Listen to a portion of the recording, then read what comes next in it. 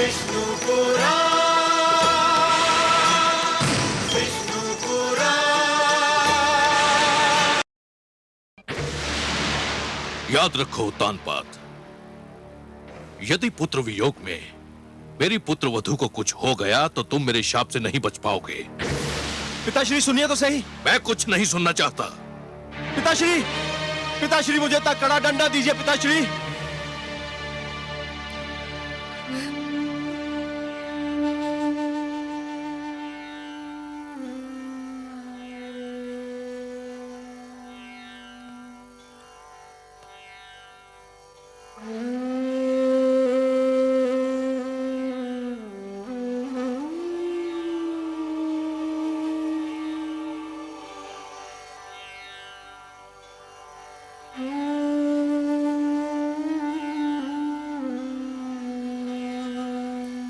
आपने सत्य ही कहा पिताश्री।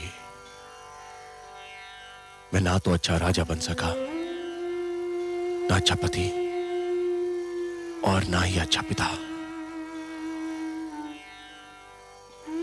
मुझे दंड मिलना ही चाहिए। और यह भी सत्य है कि राजा को दंड स्वयं राजा ही दे सकता है।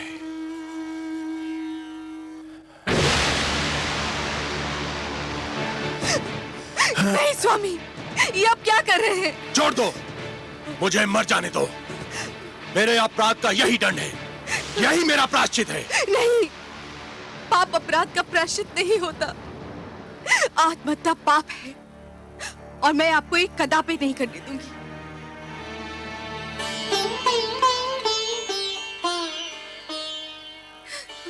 क्यों रोका मुझे?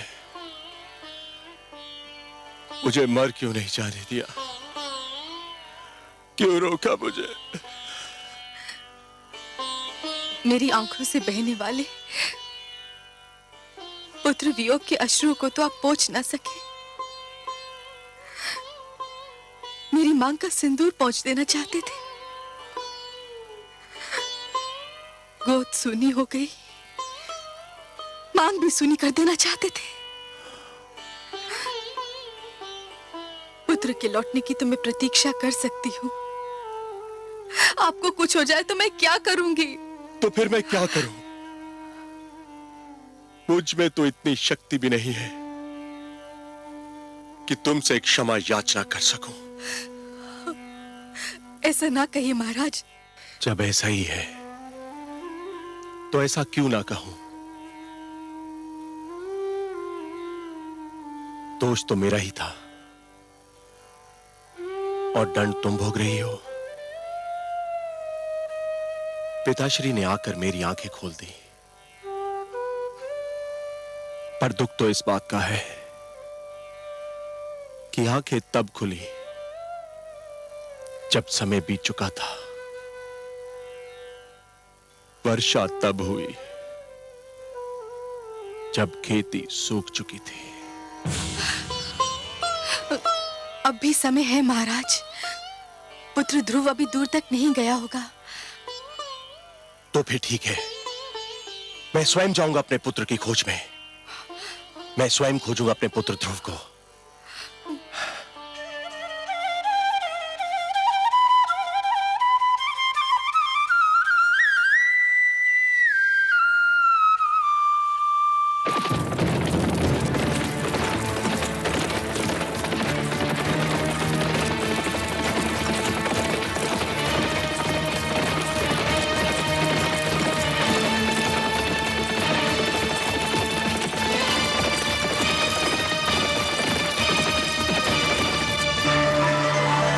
नारायण नारायण।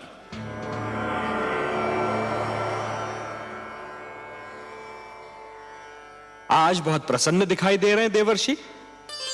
प्रसन्न क्यों ना हूं सर्वेश्वर।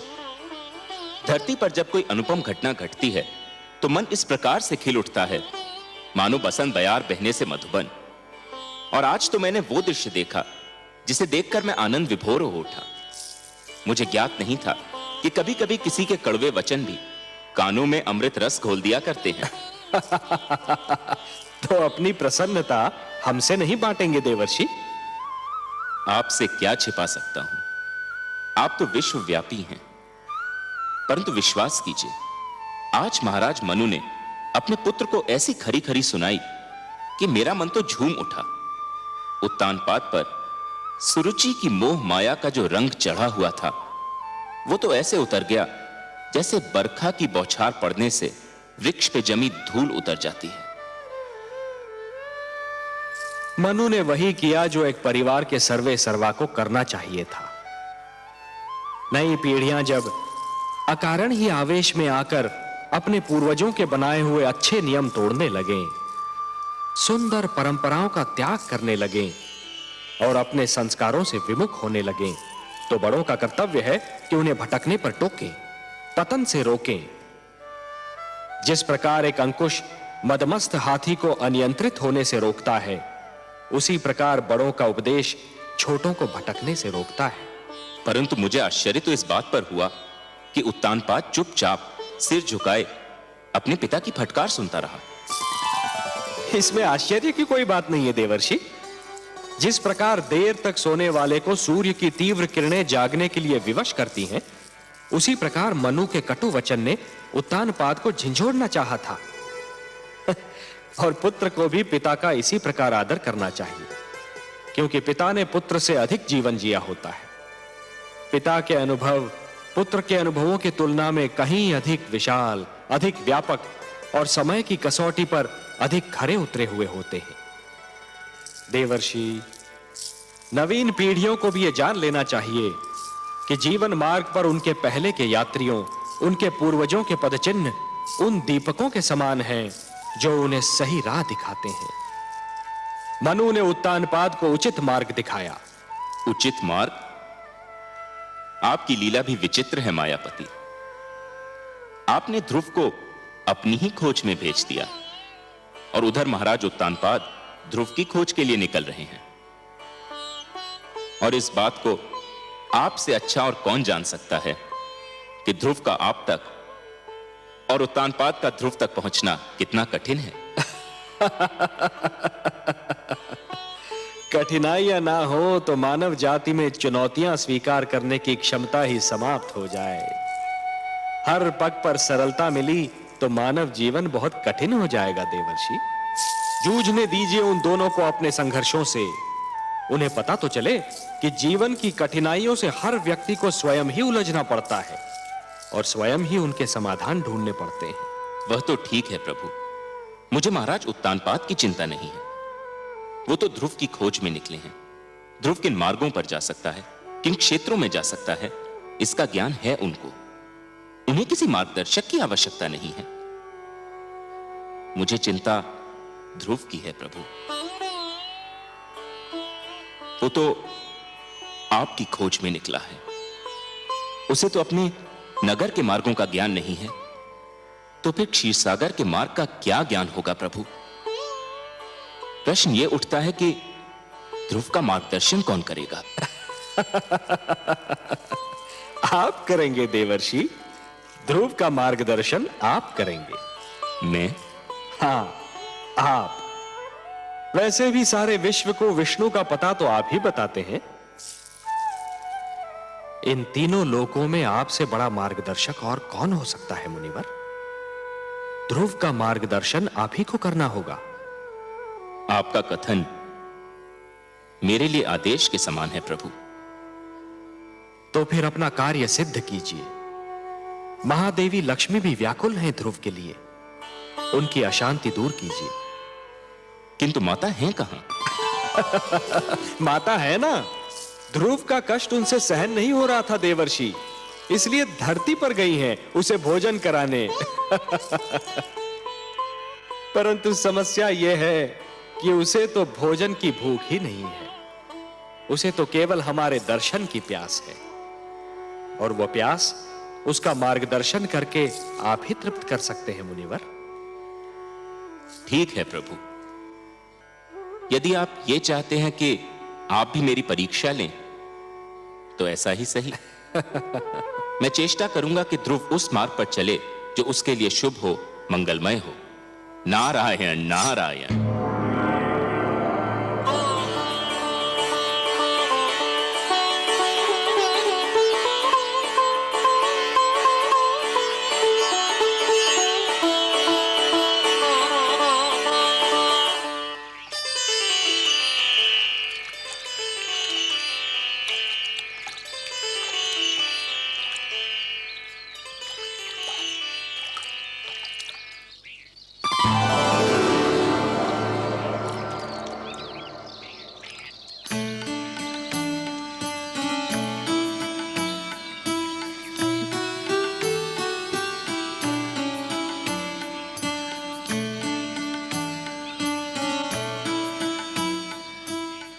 अरे माता आप?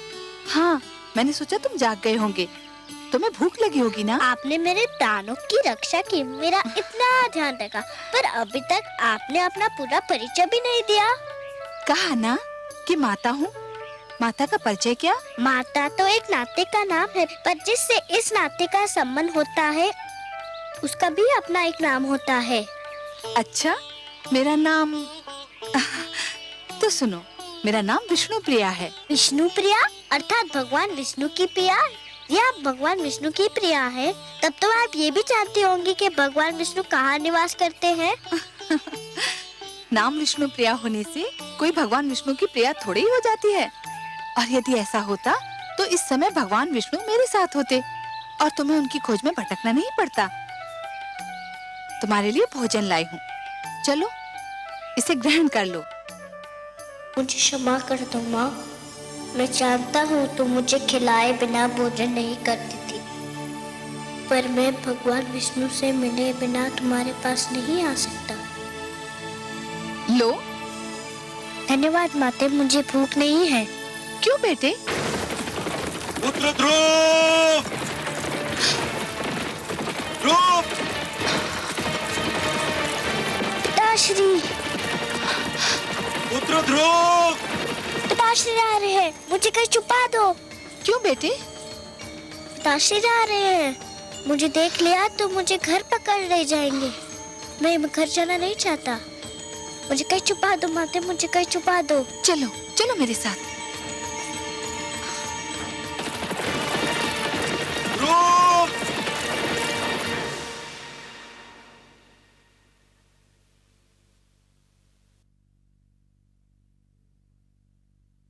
राजा ध्रुव कहाँ चले गए हैं माते?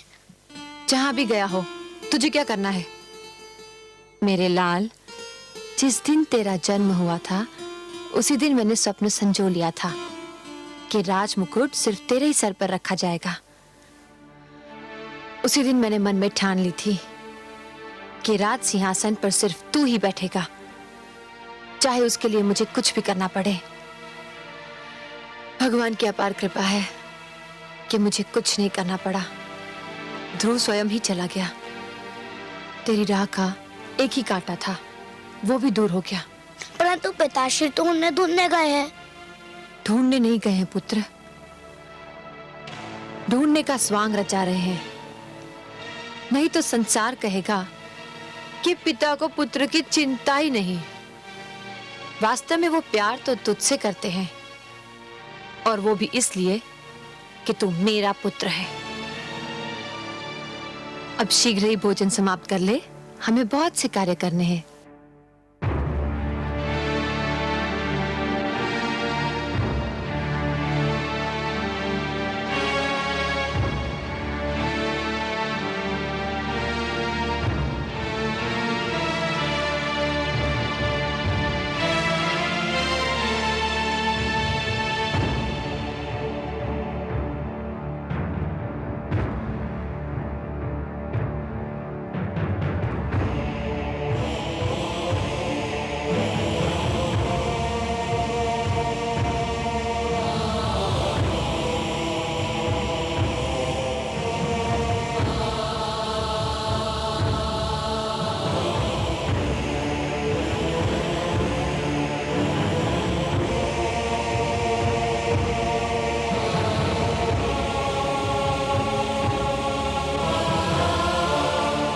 मैं आपसे क्षमा मांगने आया हूं राजगुरु।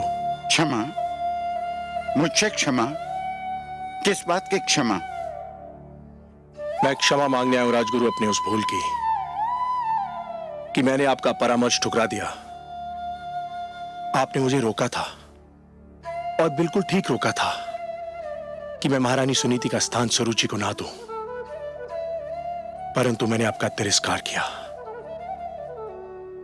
मैं अपनी उसी भूल की क्षमा मांगने आया हूं। राजा मांगता नहीं है महाराज, राजा तो देता है, प्रदान करता है। राजा क्षमा मांगने लगे तो अपराधी को दंड कौन देगा महाराज?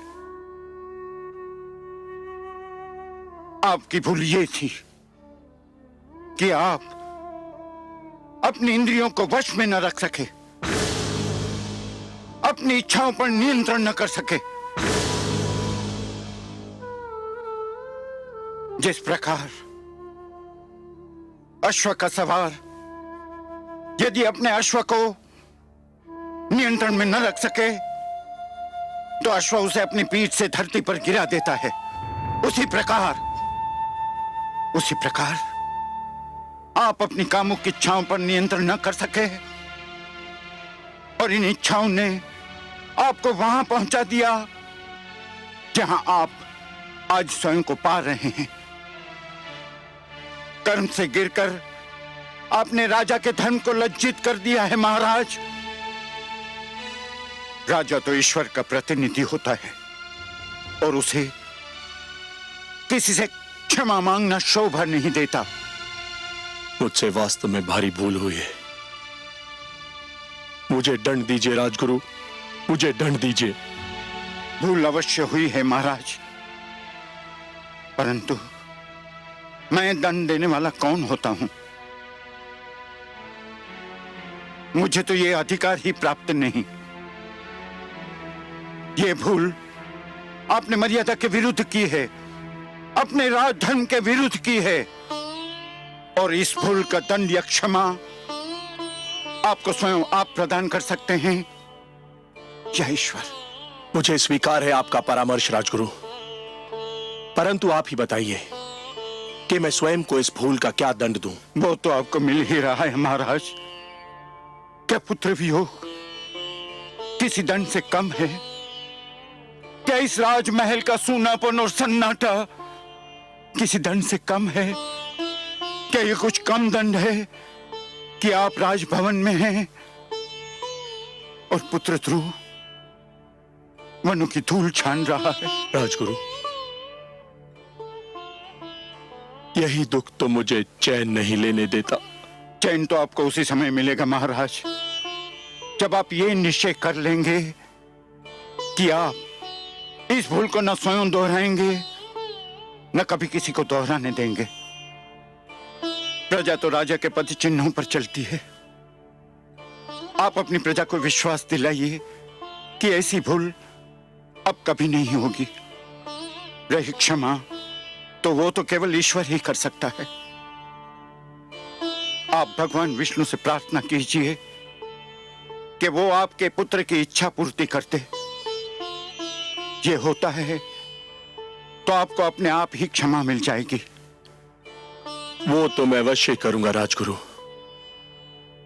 किंतु इस समय जाकर महारानी सुनीति से क्या कहूं, यही सोच मुझे खाई जा रही है।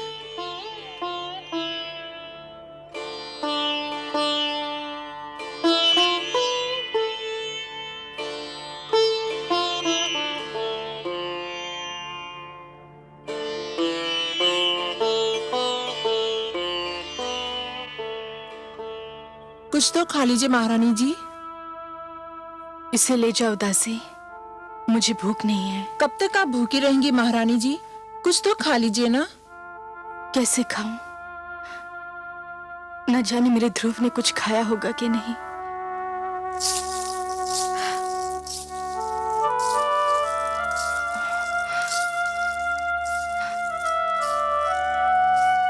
मेरा पुत्र महाराज। नहीं, कहीं नहीं मिला। मैंने सारा क्षेत्र छान मारा, उसका कहीं पता नहीं चला।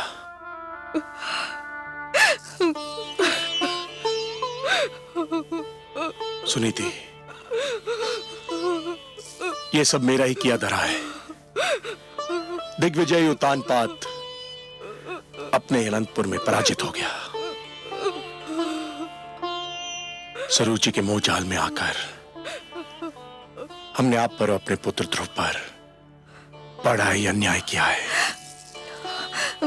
ऐसा ना कहे महाराज, ये सब मेरे भाग्य का खेल है। एक बार और चेष्टा करके देख लेते हैं। इस बार मैं भी आपके साथ चलूंगी। वनों में, पहाड़ियों में, घाटियों में, हर जगह उसे पुकारूंगी। कभी तो सुनेगा अपनी माँ की करुणा भरी पुकार, कभी तो सुनेगा। एक महारानी होकर आप भटकती फिरे।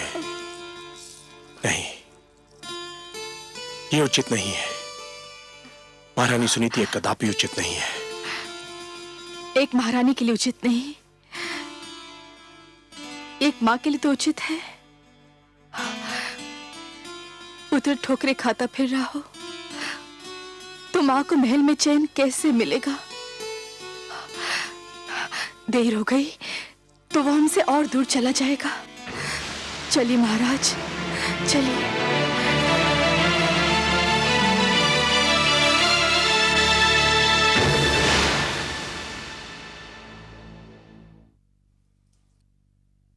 महारानी महारानी, सब बना बनाया खेल बिगड़ गया। शुभ शुभ बोल बावली, कौन सा खेल बिगड़ गया?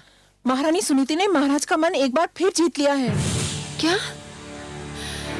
ये तू क्या कह रही है? स्पष्ट बता, क्या हुआ? मैं वहीं से चली आ रही हूँ। पुत्र शोक ने महाराज को व्याकुल कर दिया है।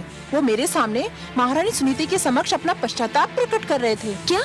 हाँ महारानी, और अब दोनों मिलकर राजकुमार ध्रुव की खोज में जा रहे हैं। कुछ कीजिए, वरना आपके सारे सपने चकनाचूर हो जाएंगे।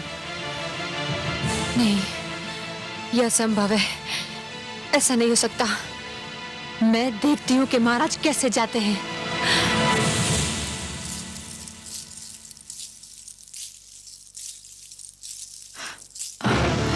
आप कहाँ जा रहे हैं महाराज? क्यों? क्या मुझे कहीं जाने के लिए तुम्हारी आज्ञा की आवश्यकता है? हम अपने पुत्र को ढूंढने जा रहे हैं, जो केवल तुम्हारे कारण राजमहल छोड़कर चला गया है। हम दोनों मिलकर अपने पुत्र को ढूंढेंगे। ये अचानक पुत्र मोह कैसे उमड़ा है महाराज? पिताश्री ने आकर मेरे नेत्र खोल दिए हैं। मुझे आज ज्ञान हुआ है कि परिवार में पिता का क्या महत्व होता है। मैं भटक गया था, पिताश्री ने मुझे सत्य का मार्ग दिखाया है, और अब मैं इस मार्ग को कदापि नहीं छोड़ूंगा। कान खोलकर सुन लीजिए महाराज, मैं आपको कहीं नहीं जाने दूंगी। तू मुझे जाने नहीं देगी? तू रोकेगी मुझे? हाँ, मैं रोकूंगी आपको, क्योंकि मैं आपकी पत्नी हूँ। तू पत्नी नहीं, पत्नी के रूप में हमारे परिवार के सुख चैन, हमारी एकता और हमारे प्रेम की शत्रु है। महाराज, तू उस चमकती रेत के समान है जो प्यासे यात्री को दूर से जल तो दिखाई देता है, परंतु पास आने के बाद पता चलता है कि वो जल नहीं, केवल रेत है। पिताश्री ने आकर मुझे इस मोह जाल से मुक्त कर दिया है। तेरे मोह में फंसकर मैं अपनी देवी समान धर्म पत्नी को भूल चुका था, अपने आप को भूल चुका था। तो ये कहिए ना कि सुनीति ने अंत में आप पर अपना रंग जमा ही लिया। मैं सब समझती हूँ, इसी ने आपको मेरे विरुद्ध भड़काया है। ये बेचारी शोक की मारी किसी को क्या भड़काएगी? इसके मन में तो पुत्र वियोग की अग्नि दहक रही है। पर तू क्या जाने इस दुख को? यदि तेरा उत्तम कहीं चला गया होता तो तुझे ज्ञान होता कि पुत्र वियोग क्या होता है। ये आप क्या कह रहे हैं महाराज? भगवान के लिए इतने अशुभ बोल अपने मुंह से ना बोलिए। भगवान ना करे कि वो कहीं चला जाए। वो केवल आपका ही नहीं, मेरा भी पुत्र है। उसने मेरी कोख से जन्म नहीं लिया तो क्या हुआ? माता कहकर तो वो मुझे भी पुकारता था। मैं तो यही सोचती थी कि ध्रुव के जाने के बाद उत्तम ही हमारे घर का दीपक है। ध्रुव को तो मैं खो चुकी हूं। उत्तम भी अगर कहीं चला गया तो हमारा क्या होगा? देख लिया तुमने, ये है माता, ऐसी होती है ममता। और एक तुम हो कि ध्रुव हरदम तुम्हारी आंखों में कांटे के समान खटकता रहता था। तुम यही चाहती थी ना कि राजमहल तुम्हारा हो जाए, यह ऐश्वर्य तुम्हारा हो जाए, मेरे राजकोष, मेरे सिंहासन पर तुम्हारा अधिकार हो जाए। तो ले, मैं सब कुछ तुम्हें देता हूं और सुनीति को लेकर अपने पुत्र की खोज में जा रहा हूं। यदि वो हमें ना मिला तो हम भी लौट कर नहीं आएंगे। तू बिठा ले अपने पुत्र को राज सिंहासन पर और जैसे चाहे वैसे राज कर। हम जा रहे हैं। चलिए महारानी सुनीति। महाराज,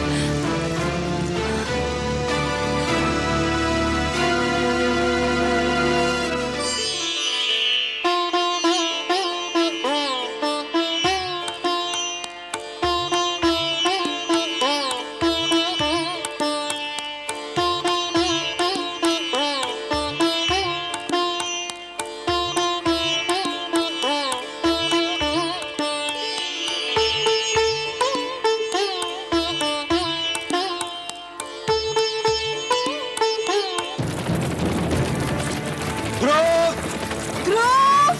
पुत्र ध्रुव, ध्रुव!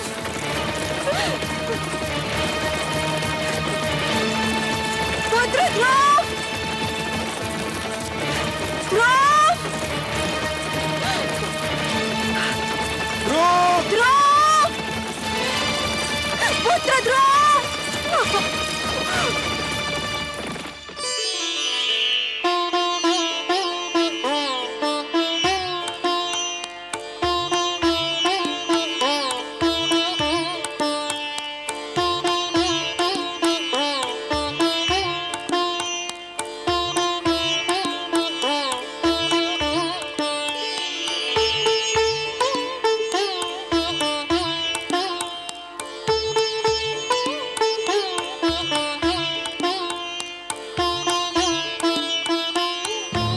नारायण नारायण।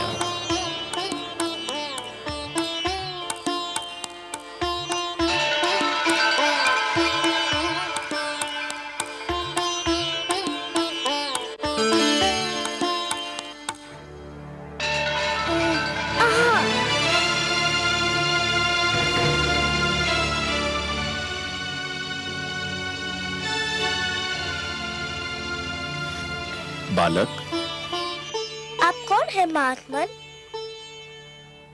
तुम प्यासे हो और मैं तुम्हारे लिए जल लाया हूँ। क्या इतना जान लेना पर्याप्त नहीं है? मैं जल पीना नहीं चाहता। मैं भगवान विष्णु से मिलने जा रहा हूँ। बहुत लंबी यात्रा करनी है मुझे। जल नहीं पियोगे तो लंबी यात्रा कैसे करोगे? धर्म की साधना के लिए शरीर की रक्षा करना बहुत आवश्यक होता है बालक। लो, थोड़ा सा जल पी लो।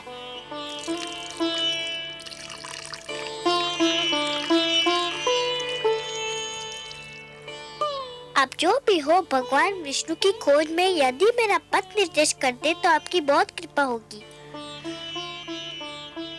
तुम जितने कोमल हो पुत्र, तुम्हारा संकल्प उतना ही कठोर है। इस कड़ी धूप में कुम्हला जाओगे। मेरी बात मानो पुत्र, घर लौट जाओ। मैं तो समझा था कि आप मेरा मार्गदर्शन करेंगे। मार्गदर्शन ही तो कर रहा हूँ। देखो, यहाँ से एक मार्ग तुम्हारे घर की ओर भी तो जाता है। वो भी मिलता है, मुझे घर लौट जाने को कहता है। कोई भी भगवान विष्णु का पता नहीं बताता। मैं उनसे मिले बिना घर नहीं जाऊंगा। ये जानकर भी नहीं कि तुम्हारी खोज में तुम्हारे माता पिता दिशाएं छान रहे हैं। आपको किसने बताया?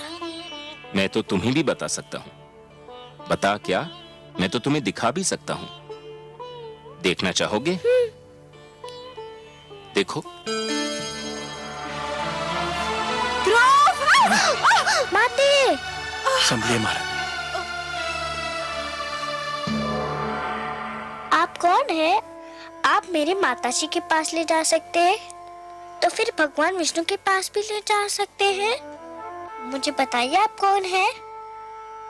मैं नारद हूँ बालक, देवर्षि नारद। बारंबार प्रणाम आपको करता हूँ देवर्षि नारद।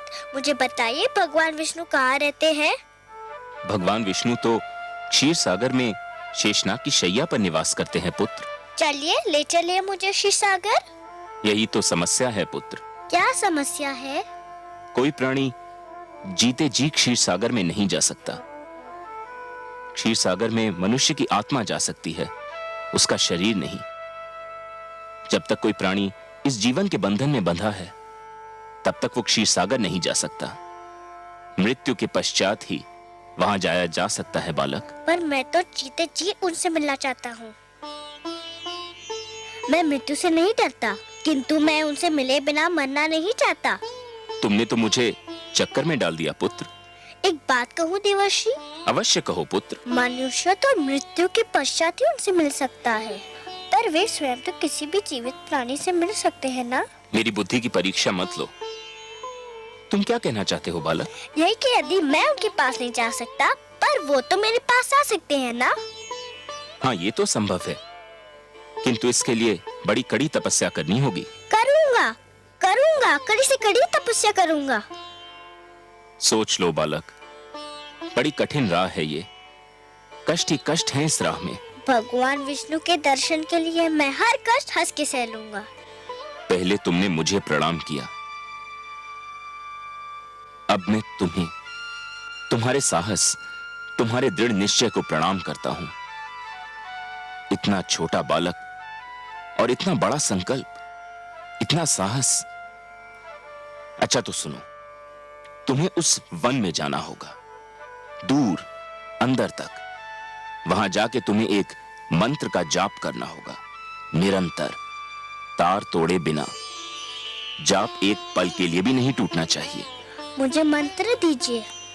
कहो, ओम नमो भगवते वासुदेवाय। ओम नमो भगवते वासुदेवाय। ओम नमो भगवते वासुदेवाय। ओम नमो भगवते वासुदेवाय। ओम नमो भगवते वासुदेवाय। ओम नमो भगवते वासुदेवाय। ओम नमो भगवते वासुदेवाय। ओम नमो भगवते वासुदेवाय। ओम नमो भगवते वासुदेवाय। ओम नमो भगवते वासुदेवाय। देवर्षि, माते प्रणाम।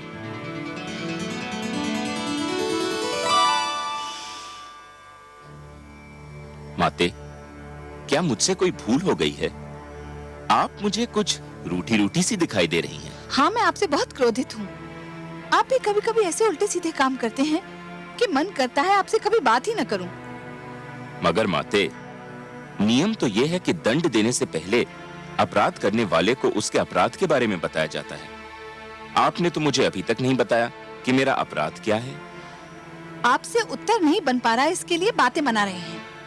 मैं पूछती हूँ, उस छोटे से बालक को इतने घोर वन में भेजने की क्या आवश्यकता थी, जहाँ हर पग वन्य पशुओं और विषैले सर्पों का संकट है?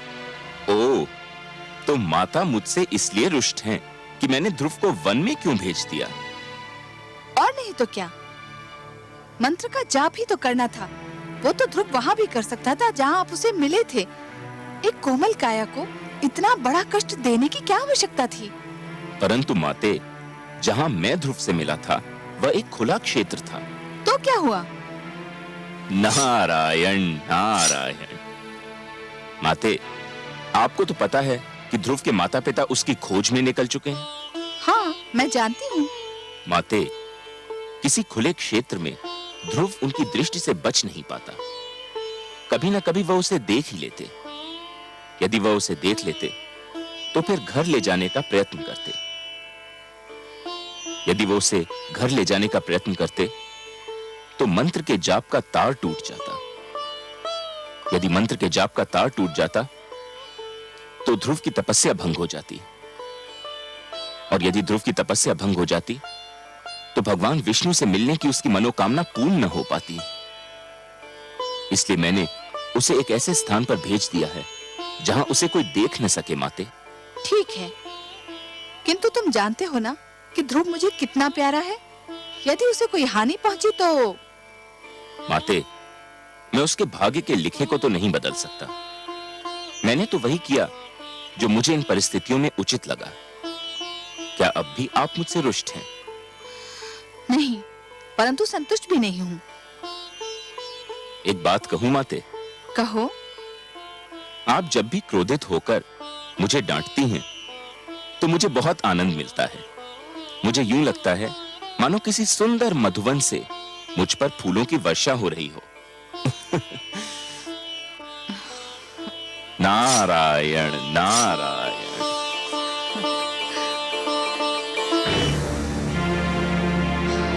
ओम नमो